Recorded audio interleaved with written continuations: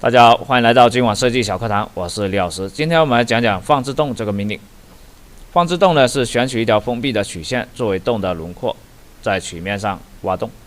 这个命令跟建立洞几乎作用是一样的，只是操作模式不一样。好的，那我们的物体和轮廓我已经准备好了，我们来看一下啊。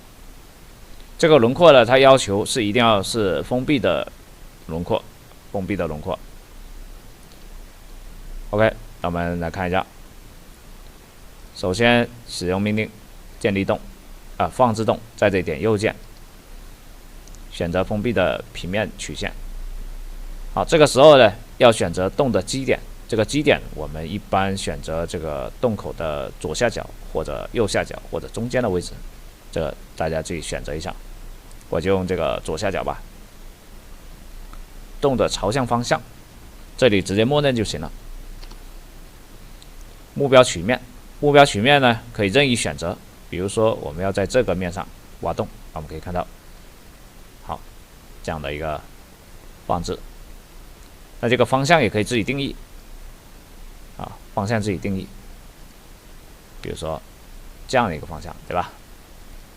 比如说法线，法线的话直接获取这个曲面的表面，好，这样就摆上去了。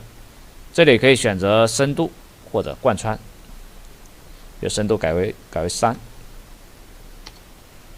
好，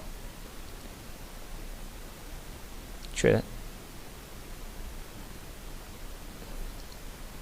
我们可以看到，这个就凹下去了，好，就凹下去了。